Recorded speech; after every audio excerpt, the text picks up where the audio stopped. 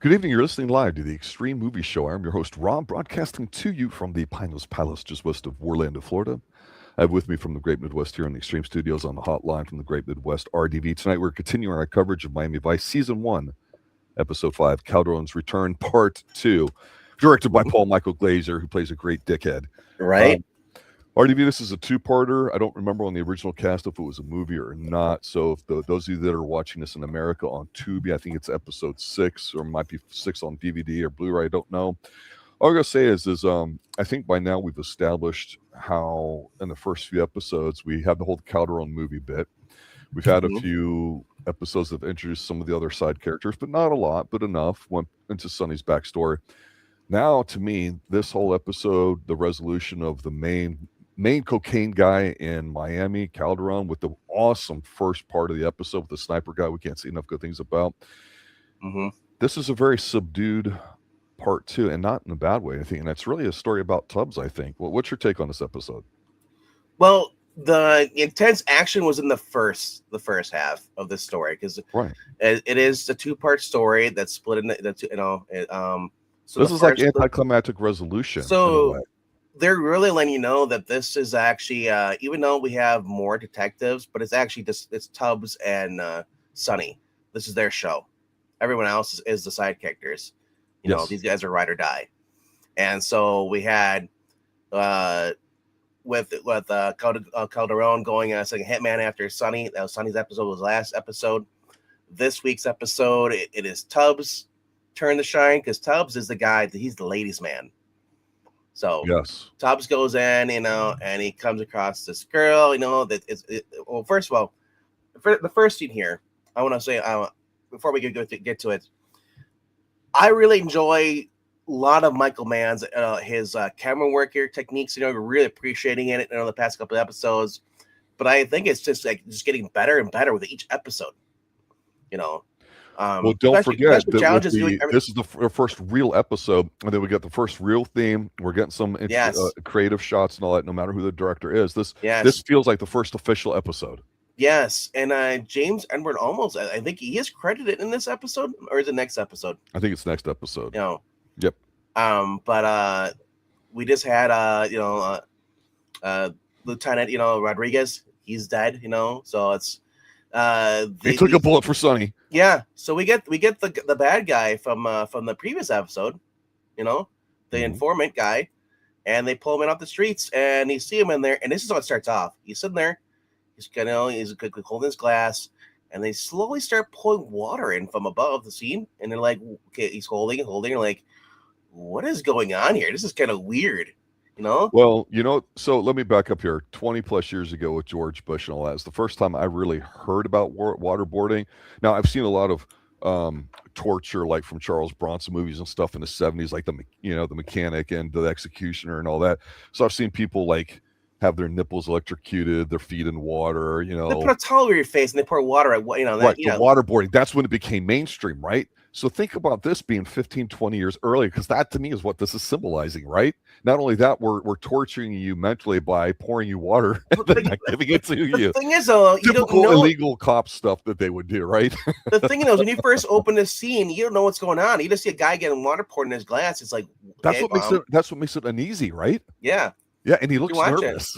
He's like, okay, and he's just holding my glass. It's like, is this a commercial for champagne beer?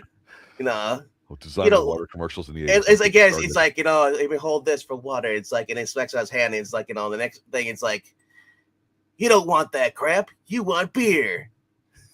Smacked it right out of his fucking. I know, I mean, it's a glass cup, so I'm expecting glass to fly at him. We have him cuts on his face, stuff, immediately, and then we see it's like, oh, it's Tubbs.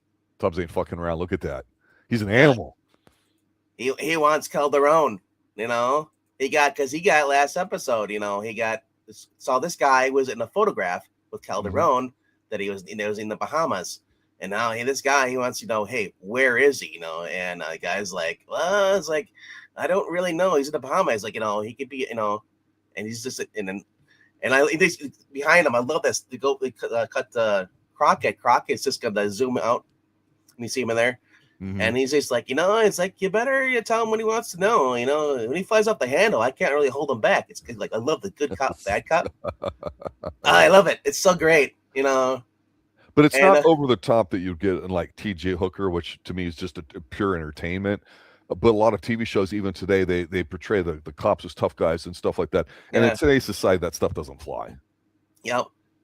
Well, now criminals have more rights than victims do.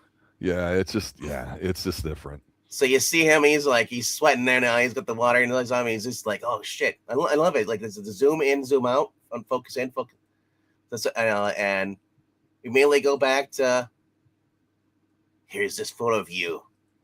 And I'm like, okay, I guess it's him in the middle. I don't know who the guy on the left is, but and then there's the woman right there, and it's and they just keep interrogating him, and I love these, like, in the side profile, all the camera angles are necessary because it's just so unique. You feel like you're 2 inches away from them arguing. That's how you feel it. In addition to his acting, you feel the breath on your face, literally, and I'm just thinking, like, I've never seen this in a cop show where they're that close like this, the camera angles like that, and just it. Of course, it also the next scene we got them standing up over the guy. It's like, first thing I thought is like, okay, we're Boondock Saints when they put the gun at the guy's head, they're gonna execute him. They're looking down. Mm-hmm. I love those angles like that. Well, so it is because it is. You're looking up at the heroes and down at the little paltry peon villain guy. He's not really a villain. He's just a nobody, right? No, he's an informant that he works for Calderone, and they're trying to squeeze him because they want revenge for what Calderone sent a headman against, Crockett, and then Tubbs, for he still wants Calderone for his brother's death, and he's hell bent on it now. So they kind of leave the guy to kind of sweat. And then we get the scene here. And it's like, this is the most 80s thing here. So it's like, you could print that and sell it at an auction right now. As a magazine ad. Man staring at wall. Yeah. 1984 or 85, let's say. Somebody would buy it. Fuck the banana. We got a man who's staring at a wall and a chair behind him with no one standing it, sitting in it. And then, So, but it also conveys what happened, because people, you read. Most people read from left to right, top to bottom, right? Yeah. And so your eyes kind of go, okay, well, your brain, I think, fills in the blanks. It goes, okay, Crockett was here. This is where he's going. Tubbs must have been there. Now they're out the door. So you already sense them moving out there. And it's a nice way to end the scene. It's great. This is the cinematography that we're talking about that's different than regular television at the time. Even though you had great shows like Hill Street Blues and other things in the 70s or whatever like that. This is just a little different because this just fucking looks great, man. Yep. So then, of course, we zoom out again. We're back on stand-in chief, yeah. So stand-in chief talks to Tubbs, like, "Hey, Tubbs, I know about what he did to your brother," and he the sharp. And I love Tubbs just goes right into this like stance, transfer here, this look he has down cold. I don't know what to call it. Killer. Cobra, I don't know, like you said, I don't know. Traumatized, PTSD, he's pretty much into that thing. You got that killer like a Michael Mann soundtrack from Manhunter, because it's kind of like playing the shrill noise. Maybe. Yeah. This is like a psychic stare. That's all I'm gonna say right now. He's like, and the guy's like, it's like, hey, I'm sorry about your brother, and he's like, but my brother's, now now you remind me, now I have to kill him, and immediately to the boat. Yep. We're going to Bahamas to go kill him. So it's like, anytime you're gonna see this with the boat here, this is gonna be shown like 30 million times throughout the series, and from different angles, them riding in the boat because they have to go somewhere, or they, I love it. So, and then it expands to show more of like the boat, or that they probably were renting, so they had to use it for to promote it. Yep. And then we get into they're arriving in the Bahamas, which at first I was a little confused. I'm like, hey, is this the same dock that they use for where Sonny lives? Oh, Miami? No. And it almost looked like at first. I was like, until I realized, oh no, they're in the Bahamas now. And I was like, okay, but I'll take it for those who are on here. watching on the. We are live on the basically what you want to call it, cell phone stream. So the vertical and the horizontal. For those on horizontal, I love looking at this. It says deep sea fishing. It says, it's like, in trip, eat your fish you catch, I wonder if that actually was a real business or just a prop they put in there. Oh, I believe it was probably real. Yeah. Absolutely. I wonder how many people called that number. Oh, that would be where they put in the TV number, the 555, whatever, that's the fake number and stuff like that too. Yeah, that stuff's screened usually in editing. Yeah. It's called 30244. So whatever that number that is, that's in the Bahamas. So, but yeah, it's like, yeah.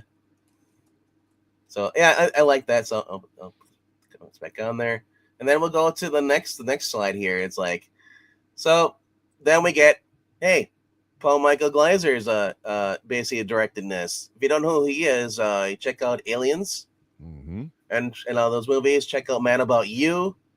He most recently was in the second season, I think it was, of the series The Boys.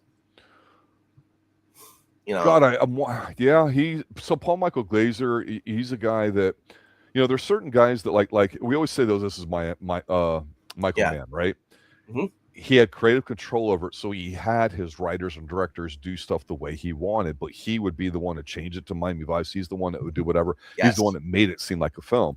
So Paul Michael Glaser is one of those guys that you go, okay, like he's a talent, but like if you look at Alan Rickson currently on Reacher, he plays the lead guy. He was in Blue Mountain State, but now he's into production and stuff. So he's trying to do more than just be an actor, and you see some people doing it. Paul Michael Glaser is one of those guys from the 80s that definitely has a name for it. And he's been involved in a lot more stuff than you would think. And I remember him on a small TV show having to do with like coaching tennis, believe it or not, or something like on Netflix or something years ago or whatever. I'm like, what the hell is he doing on this for? Well, it's what he wants to do. Good for him, right? So he's done a lot and he's good at what he does. And if you haven't seen him and stuff, guys, go look at what he's done. So he's got great stuff. We also have two writers in here. We have Joel Surnow, and then we also have Alfonse Ruggiero Jr. Alfonse is actually started off with a 1984 movie called Heartbreakers with Jerry Hardin. He was as an actor in that. Then he moved behind the camera for the story editor for Miami Vice's first season, as well as writing for the series Airwolf. So he's a story editor. Yeah, I did even on the Wise Guy, and he has two of the tech war sci-fi movies, Mutant X. He did that, and then he did a necessary journey in 2009. I think Joel Surnow was the one who just did the episode previous, though. Yeah, he did part one, and so we talked about him before. He's the creator of Love on Nikita. Oh, okay. Yeah. So it says it was interesting to see we have two writers on here. I was like, two writing credits. I'm like, I don't like that because it's like when you get two directors, that's how we got that horrible Justice League through DC movie. Because you had one director start it and another one came in and finished it, and it was like light and dark. It was weird. So I always cringe when I see like, wait, there's two writers on here. It's like, oh no. Because sometimes they like take creative liberties and change it a little bit. And it's like, no. But anyway, moving on. Our boys meet their contact in the Bahamas. He's a Pirates fan. I'm getting Paul Glaser mixed up with Paul Reiser. God damn it! I apologize. That was bugging me. Paul Reiser? Yeah. Which one is Paul Reiser again? He's the alien's asshole. Oh, you see what I'm saying? I kept getting. Okay, yeah. You know what? I was like, wait a minute, is that right? Glaser's not right. I didn't think so. It was either too, but I mean, like, it sounded fair. Paul Glaser. What did he do then? He's done a lot. But anyway, continue. Paul Michael Glaser. All right. Continue on. They meet their contact. He suddenly is like, yeah, it's like, where it is, Cardone's, he's stationed out. There's a boat here, and he's got this girl he's always seen with, and like, okay, she's always painting by the beach and stuff. So he's like, okay. Tubbs is like, cool, I call dibs on the girl. Yeah, because the whole plot is fairly simple, right? Yeah. They're going to the Bahamas. They don't really have the backing there. They're going to talk to the police chief who knows who they are just to let them know what's going on. And this guy, I like this guy's story. He's like, yeah, I was here on spring break during a party, and I just kind of never went back because that's totally believable, right? The life's down here in Florida. and he's posing as the assassin that we raved about before in the last or the first part of this two-parter, right? Last episode, and all that, to collect the remaining payment due from the hits that were put on that list, where Sonny was like number 8 or number 9 or Do you whatever know too. Paul Michael Glaser? Okay, so he was roommates with director Bruce Paltrow from 1943 to 2002, father of actress Gwyneth Paltrow. Then he made his acting debut on TV soap Love as a Many Splendor Thing, followed by TV experiences in Love of Life, Kenan, The Streets of San Francisco, The Waltons, Kojak, Rocket Files, Joe Santos, after which he received his first starring role as David Starsky. Starsky Hutch, baby. Yep. Yeah, that's who he is. I'm like, I know he's from something. Okay, so he's from Starsky and Hutch. Yep. So Starsky's direct as directed. Yeah, nice. I mean, the point is 70s you might consider the apex of television in the United States, with the writing and all that kind of stuff. But it's also where, even though I mentioned the Wild Wild West, with James West and Artemis Gordon, I think it is, as being like good buddies, like Sherlock Holmes and Watson.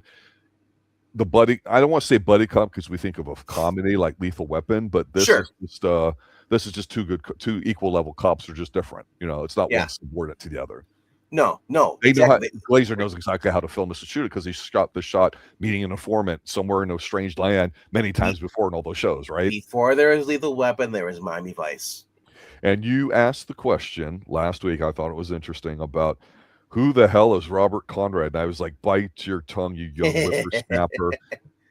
He was the lead guy in Cannon, and he's in the Radio Hall of Fame. I think the guys that was a stud back in the day, especially with his voice, they know cop shows and all that. So Glaser's got a great pedigree to bring to Miami Vice. These are not noobs being handed a 10-episode run and $500 million like on Amazon the way it is today.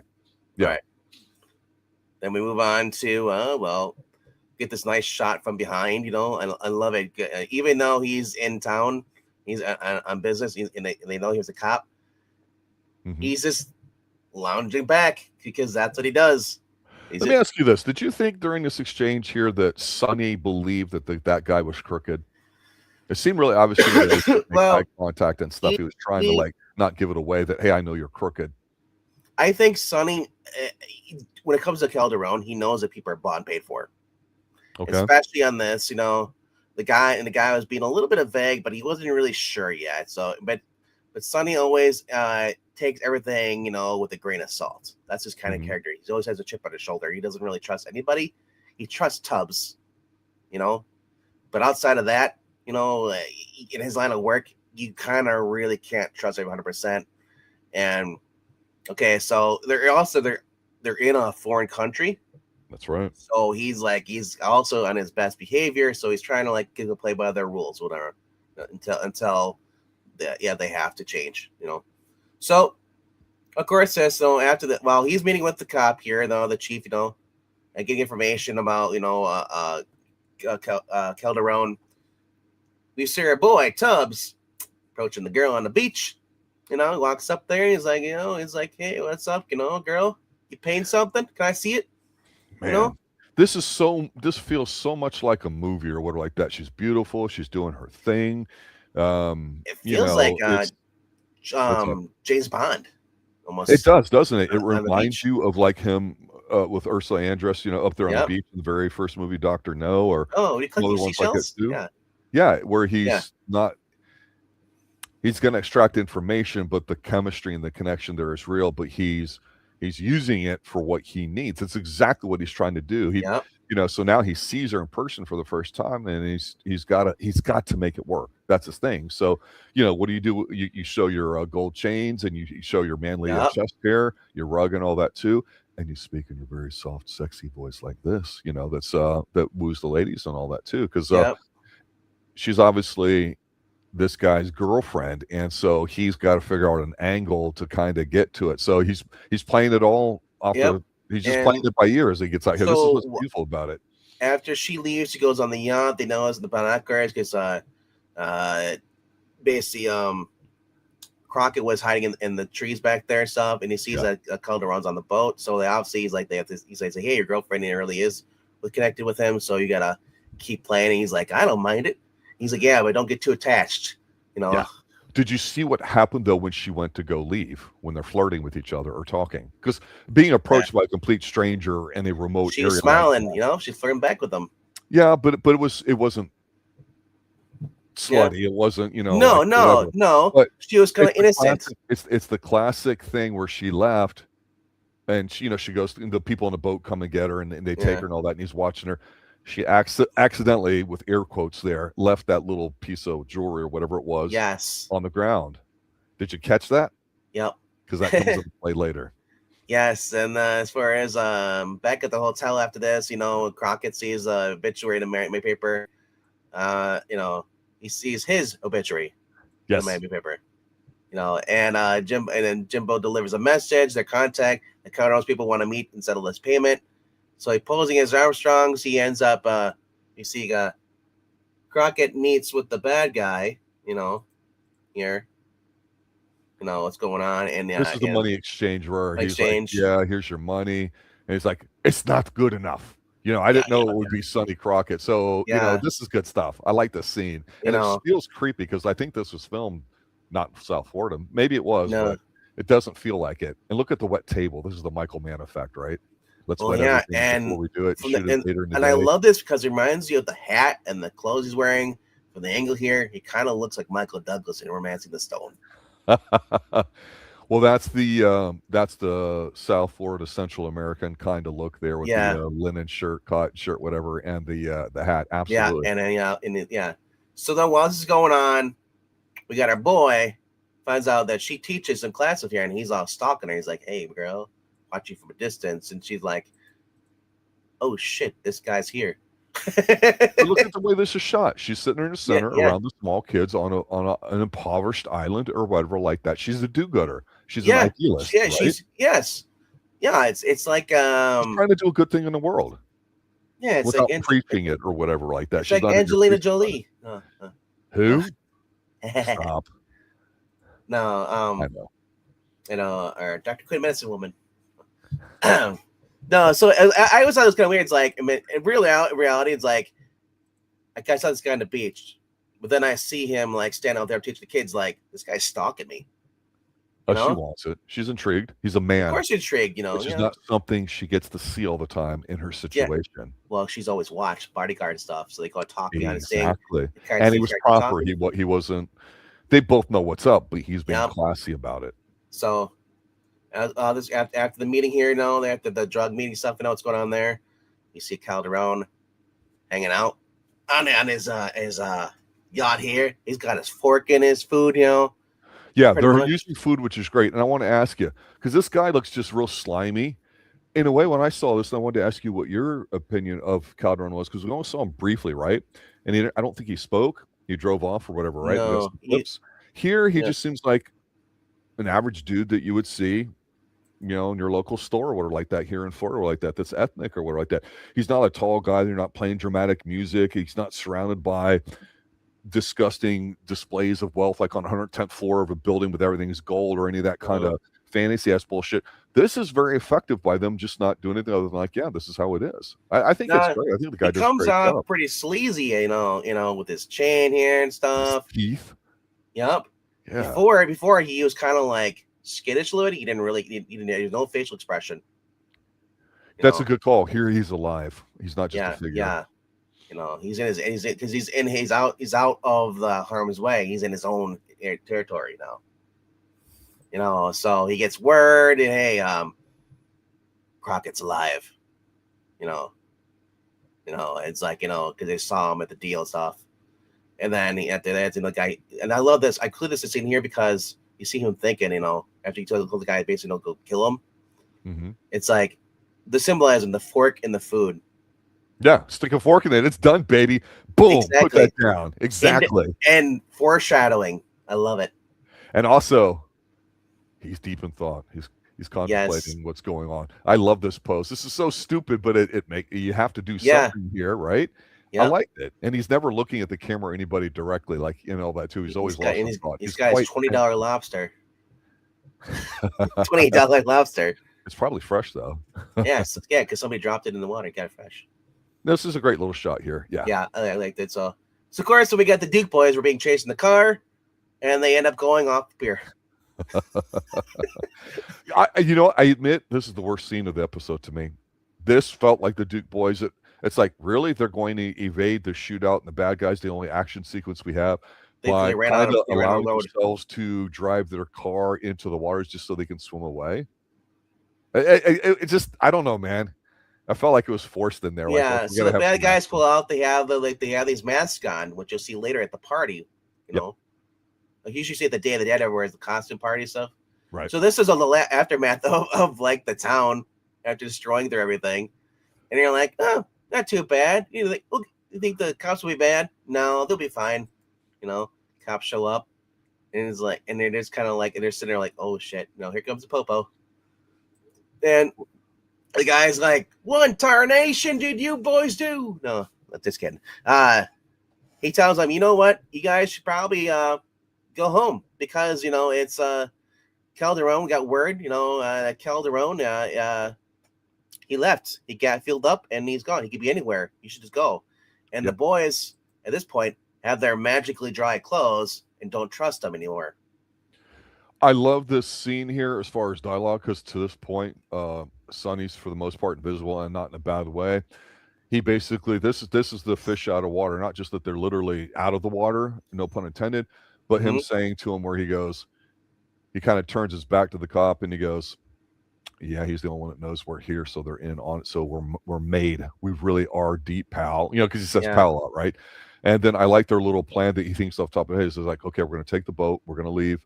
We're going to go up for a couple miles. When it goes dark, we're going to come back because this is where Tubbs is like, yeah, I got a meeting with her tonight because, you know, it was referenced when they got there that there's a party, a festival going on in the evening. And that's where people wear masks and all that kind of stuff there too. He's like, okay, so you got to meet her. He's like, yeah, we got to move fast, but pal, or whatever. So that's it. You know, I think it's a good setup, right? It gives you a sense of, okay, it's leading somewhere here into the end of the episode.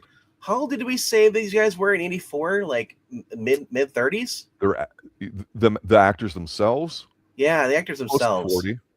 Almost 40. Close to 40. Yeah, I was gonna say, I was like, because that's the thing. That's the thing about television back then. People looked a lot older. They did, and they looked more mature. I mean, Don Johnson looks great for 70s. You know that he's right now. He's like 75 to 80 in that age. Nash Bridges, he was 60. Yeah. And so you look here with the slick back stuff. I mean, you can get different product in your hair to kind of make it look wet. And then you look at like Tubbs, he's got some English ancestry, German in him and all that. His eyes, he's a phenomenal. They're both phenomenally good looking men. And I say as a heterosexual, happily married man, but if you look at his hair, it just looks natural. And again, they're outside, they got the sun on, they look real. You know what I'm saying? And the clothes, it's not so sanitized today where you don't see anything. So it's interesting because a good shave and some lotion on your face, and you can look really shiny and young like they did here. So I'm sure they only had a few minutes or a few takes to get this right before it either be too light or too dark or whatever to get it. I mean, so that's the hard part about filming live and like outside. Do you know the funny thing? In high school, I had friends that, you know, slicked their hair back like, you know, like Don Johnson, and I had one who, and then they dressed like, also I had another one like, and like he did the same thing, but I'm like, he looked more like Zito. But slick back hair was a big deal, and a part of it comes from not just Scarface, but the whole idea that if you're what we would call the old school Italian on Wall Street look, which is that's your black dark suits with pinstripes. That's a certain Guido kind of look, the Italian look, and so you would slick back the hair. And then Pat Riley from the Lakers at this time had already won championships, and they're having the best rivalry some consider of all time, myself included, with the Celtics. He wore suits. And he felt like you should do that, and you would slick back your hair, and everybody copied that Pat Riley look. Even Wall Street with Michael Douglas was 86, 87, 88, whenever that movie came out. He said, yeah, I took that from Pat Riley. This was definitely a look in the 80s that was there. It really was early 90s. Yeah, I think it went into the 90s too, Pete, right? Yeah. All right. Then we get to Mr. Rogers' Neighborhood. Just kidding. Earthquake. That's always reminds me when I see these sandstorm. Sandstorm. Like something's gonna happen, and of course, these guys, they got these nice, rich patio, you know, beachfront property, and he's got the little canopy, you know, outside, you know, for wraparound porches in tropical locations are a thing, and were designed that way here in the South back in the day. Seriously, I'm just thinking the ventilation of the airflow. Yeah. The thing is, though, I look at this stuff, and I've seen videos of all these other places where like the water eventually just erodes away the cliffs and the lines. I'm thinking like these islands, I don't know how long they'll be there. Well, you know. Yeah. But anyway, though, I just love it because like it's like normally this would be a drone shot today. This is a helicopter shot, and as the car was moving, I just took a still of it though. But it looks like it does look like you're just seeing a toy car driving up in a model. And one question we'll have to ask ourselves later as we talk more in reference, oh, this is a nice looking drone shot. Do we think the very smooth drone shots are better than helicopter shots? No. And that's just a question I'm going to plant in your brain for now. Because there's something about this being a helicopter shot that makes it look better than a drone. Maybe. I don't know. I'll just say this, for most drone shots, they're fisheye lenses kind of like thing. They look a little curved, where these look normal. These look straight, you know.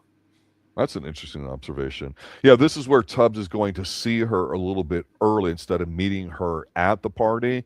You know, because when you're a young woman and you're dating an older man, usually you meet the girl at the place that you're having the function at the date, you know, before she decides to speak with you. So but he's meeting her ahead of time because he's pressed for time. Yep. So he goes to meet the Virgin Mary.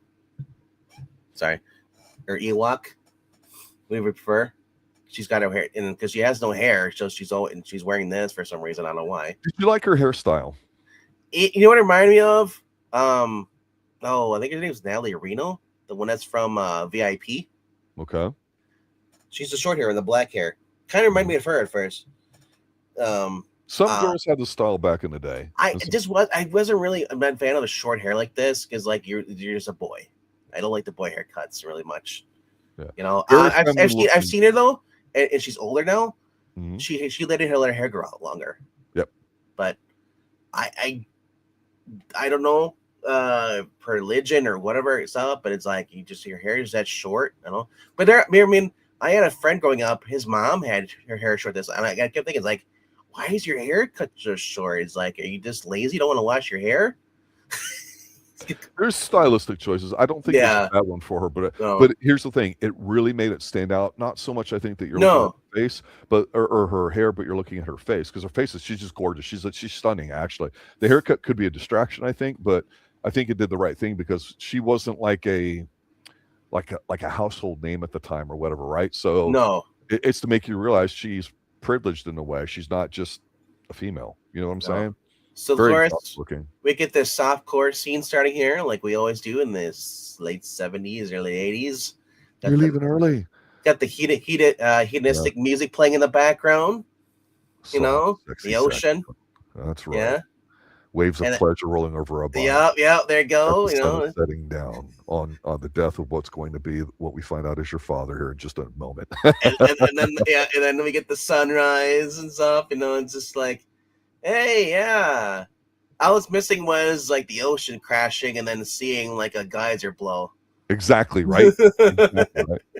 But this is how you shoot sex. You don't have to show the act, just intimate it because they're staring at each other, and it's a very good seduction scene because that's kind of the reality of how it goes with the intense eye contact, the looking down in a way and everything, and then the close falling off by the feet, and then of course the rubbing each other like that, which nobody does after you make love. You usually go like get a sandwich or something, right? Or you have her do it. So this and then we get the jail bed sheets. No.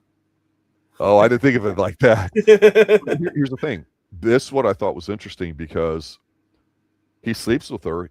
He's attracted to her. Obviously, they're attracted to each other. He's already told her she's leaving. They're having a conversation and all that. This is the afterglow, as they like to call it, where they're just kind of checking each other out. And then he reaches over and he has to work her into it because they're supposed to be going to this thing. So he sees this photo and he's like, hey, he's like making light of it. He's like, I guess he's not simping. He's like, yeah, I don't know if I should feel jealous about your older boyfriend here or like that, right? Oh, that's not. I'm not his girlfriend. That's my father. And then it hits him like a ton of bricks. Oh shit! I just with Calderone's daughter. So they end up going to this party after he meets you. Like, I'll meet you later. Got the party thing, and Crockett's gonna sit at the bar. So he goes out, meets with her, and he looks over. Crockett's gone because the guy came up with a machine gun. Yep. Blew him onto the boat, or it was a boat or the house. I think it was the house. It's the house. Yeah. And he's got Crockett tied up. He's gonna kill Crockett stuff because he knows you are. It's like, then of course Tubbs shows up and he's like, and she's like, no, Dad. It's like, it's like, he's like, go leave. He's like, you should leave Angela. It's like, it's your father. Because basically Tubbs had pulled her side on the beach and kind of the elder. He's like, I don't know what you're saying. It's like, I don't believe you. He lies. Your father's a wanted criminal and stuff, blah, blah. And she's having a PTSD. Nuclear on each other. Yes. George Bush, yes. Right? I thought it was great. He didn't slap her or anything, but he went physically was yelling at her. It's like, it's like, how stupid can you be? It's like, quit the act. And they come to the house. And now this is where it gets interesting because there actually is they edited the death scene apparently. Okay. On this. Talk to me about that. Apparently on what I saw, and I assume it's what you saw, because I'm watching the Blu-ray version. You have the DVD version, so I don't know which version's accurate. I'm watching the DVD collection, and every version of this pretty much is changed except for the actual airing of it. Okay. They cut basically what happened here is they get ready to shoot Sonny. Yes. He pops up with a shotgun here. Yes. Shotgun, I guess. So they cut out the dance of death, which is basically called, basically where Calderone is gonna pull a gun, and then of course, after basically the guy took basically Tubbs tells him he's going to put the guns down, but the guy he ends up shooting one of the guys who goes to grab for his gun again. Mm-hmm. Calderone pulls out a gun, and then you get to see very much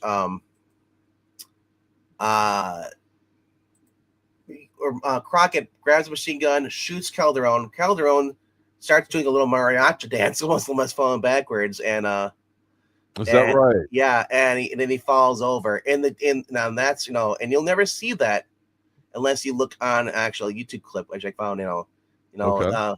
I'll check that out. Yeah, which I did here. There's a link. I'll put a link in for you guys to actually go look at it on after we're done. But and this is also a link I sent to you before. On YouTube. Oh, the one backstage. Okay, I'll have to check yeah, the YouTube link. This is actually the link right here. It shows him actually like he's dancing as he's getting rid of by him. But you would do if you got shot by machine gun fire. You stumble backwards and Well, yeah, because here's the whole thing about this episode to me. This last scene, there was the one action chase scene, right? Whatever, but to me, this is anticlimactic and it's completely fine because Calderone's there with his two hitmen talking about he's welcoming. He's interested in going back to Miami. Yeah. He's worth $40+ million or whatever. Not bad for a guy that didn't graduate 4th grade. And there's really not much to him. Like we don't get a backstory or anything. He's just rather nonplussed. You're just another cop to me, judges and all that. And the only thing Sonny says is something along the lines of like, well, even like fat cats burn or get caught or whatever. And so you would think there'd be this big, long, extended shootout. But again, the episode is not about that. It's really about Tubbs because she brings Tubbs there.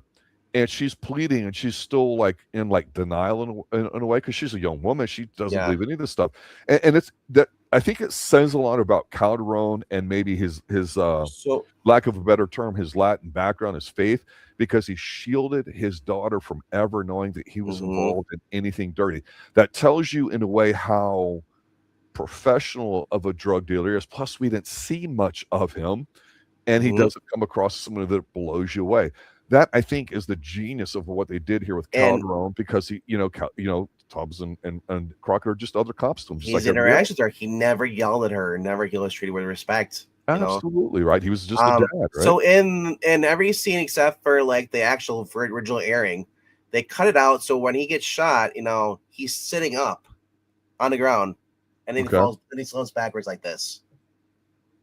That's the edited one. In original, he's standing up, he gets shot, and he falls, and then he backwards, and he has his arms flying up above him, and then he falls backwards, and he goes, It was very. I don't know why they did that. Yeah, it's unusual looking, but it reminded me of what we spent a few minutes talking about at the beginning of the episode with the not unusual camera angles, but the camera angles that made the interrogation feel uncomfortable. Because here, yeah, I mean, the guy falls in, you might have your blood packet things or whatever, and Yes. Crockett fires a lot of bullets. But the fact that he just kind of like falls back and his head goes underwater, I'm like, and he doesn't fall in the pool. That to me, I watched it a second time. I was like, yeah, he doesn't fall in the pool. Like, He doesn't slip in. He just lays there, kind of yeah, like it's really awkward looking, and I thought that made me feel a little bit. I don't know how to explain it. Yeah, and had it been a dummy laying there, it would have been floating. Yeah, yeah. But yeah, you're right though. Usually it's like they fall backwards and they're just dead like that. But for whatever reason, they didn't. I don't know why. It's just a weird thing. They decided let's not let's cut off where his arm was like this and he's getting shot and he falls backwards.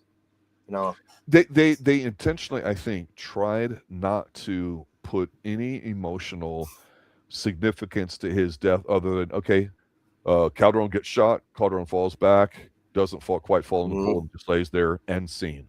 Because the story in episode's not about Calderone dying or them getting revenge. Yeah. It's about what Tubbs had to go through to kind of supposedly find peace or whatever there too.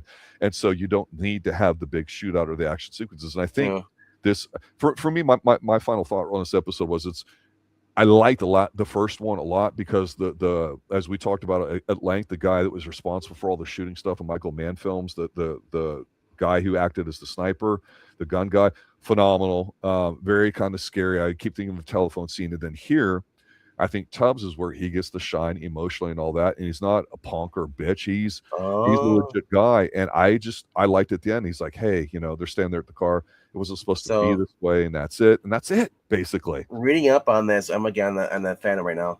I just came across as interesting. I did not know this. So, Chris Crockett's wearing a red flowery shirt in the Bahamas, while Angelina also wears a red dress on the beach. This marks the episode of one of very few times the color appears in the show. Red was one of the colors Michael Mann banned from use on the production series. In fact, several of the guests at the beach party wear costumes that violate Mann's no earth tones rule. It is possible the lapse in this instance was to instill a different feel to the Caribbean set story. Yeah, in the 70s, there's I talked about this on our Columbo streams that we talked about because it was filmed in the late 60s, early 70s, most of it. About how we talk about like the style and the fashion with every episode with the detective, but there's a big push in the 70s of like human performance, like trying to be a better person and all that. And so for women entering the workplace with the feminist movement moving on, there was like, well, what color are you? Like there's colors for men, colors for women, how you dress and stuff. And so some people say, oh, you're a winter, you're a summer, you should wear these colors because they complement your skin tones and depends on your ethnicity and stuff. And it was interesting because the thing with Miami Vice going with pastels is they wanted those beach type colors that you would wear on vacation, and it's not something you would wear in normal attire. So earth tones, which a lot of people would wear, they didn't. And you and I've mentioned this briefly with 90s stuff. They totally killed off any sort of color, and they were mostly with plaid and just loose baggy stuff, and it was all mopey in the 90s. So again, this show's very fashion oriented, and so when he says no earth tones, and all that, it does feel kind of weird to see this. It's like blood colored red. Yeah. This is one of 3 episodes that do not feature the Miami Vice theme over the closing edits, the others being Phil the Shill and the series finale Free Fall. Episode it also does not end in a freeze frame like most of them do. And Tina Turner just had a hit that they played or was going to be a hit this year of What's Love Got to Do with when they're, like you said, on the boat driving back after the episode. So when they originally aired on October 26, 1984, they said the announcer spoke over the end credits saying, NBC is proud to announce that Miami Vice has been picked up for a full season. That's odd. Watching a show and hearing that, I guess that's something they did back then. Yeah, you never got a full run. You got picked up for a certain amount of episodes, a pilot, and if the pilot tested well, you got a few episodes, and you would be there for reruns or the summer season before the fall season. So this thing only got popular much later in after its first run due to it. And honestly, Friday night, 9 o'clock, 10 o'clock Eastern, whatever it was that it showed, who's home then? You had 3 or 4 major TV things. But this thing got so popular, I'm telling you, man, this thing was massive, and it's only beginning. Season 2 and 3, my goodness, Jesus, how big they got. Right. So, all right. So I guess on Tuesday we're gonna start a new TV series. You going to do that? Either the TV series, or depending on if you watch it, the brand new movie, Alan Rickson movie, that's basically like Predator 2026, called War Machine I believe on Netflix. So Taylor Sheridan dropped a new TV series. Oh, the Madison. Yes. I see. Okay. It would be, I think they dropped the first 3 episodes, correct? First 3 episodes dropped, the Madison. So I'm probably gonna go with that. Let's do that then. Yeah. And see how we'll test drive it. See if it's good. We want to continue with it after 3 episodes. Otherwise, if we decide not to, next Tuesday will be the Predator ripoff. Gotcha. I hope it's as good as Landman, because we review that here on the Extreme Movie Show. And Matthew Fox here, Kurt Russell, Michelle Pfeiffer. It looks like a widowed. I haven't watched anything, but what I'm getting is I've seen some stills. It looks like a widow moved her kids out to somewhere from New York.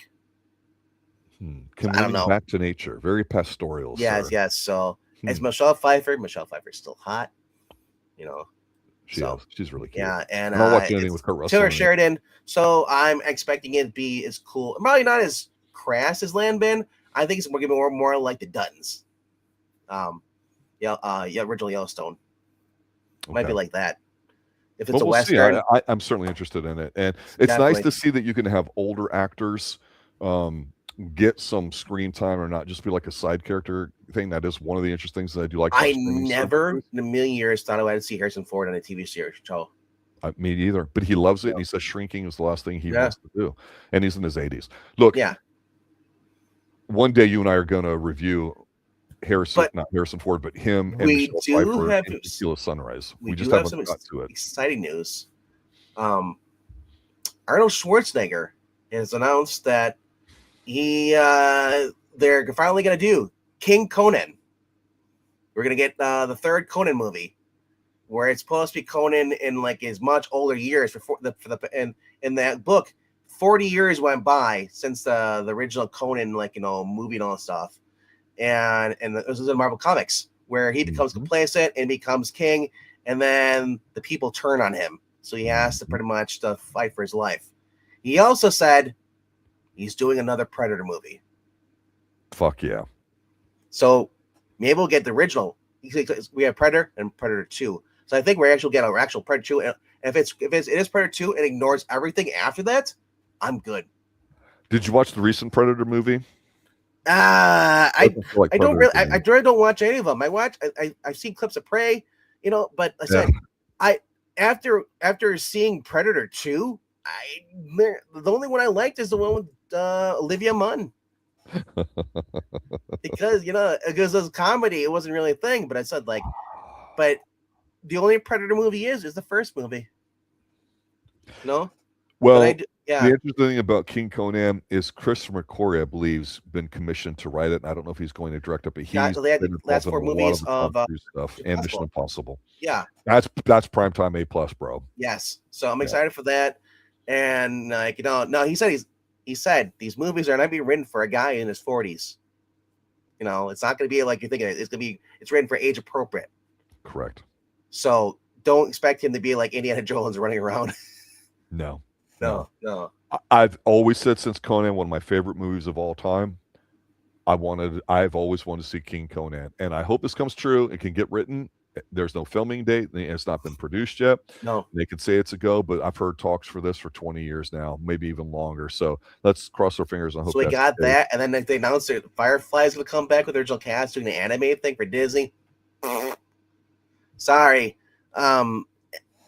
it's gonna flop. People have cut out, especially if it's on Disney Plus. People have cut out from Disney Plus. They don't want to care for that crap anymore. We'll see though. I think Arnold could still draw in theaters. Oh, here's hoping. They got to do the campaign right. Yeah. Well, thank you, ladies and gentlemen, for showing up tonight. Thank you for retweeting the stream out so more people are finding out who we are here on the Extreme Movie Show. I'm your host, Rob. RDV here with me tonight, going over my device. We'll be doing that every Sunday for season 1 until that's over. We call it Miami Nights. That's our stream for it too. We are live Tuesday. And also, we're going to be live Wednesday night doing season 4, episode 6, I believe the last episode of Columbo, the young 20-something Professor Pixel and I here on Extreme Movie Show. If you have any particular movies, thoughts, suggestions that you'd like us to tackle and review live, let us know. We're not really hate watchers. We tell you what we think works, don't works, what we like, don't like, and all that. That's, we do it raw without really researching and everything else there too. And that is our gimmick, as it were, there too. So for RDV, I'd like to thank everybody for listening. Good night now. Take it easy, guys. See you on Tuesday, 8 p.m. Eastern.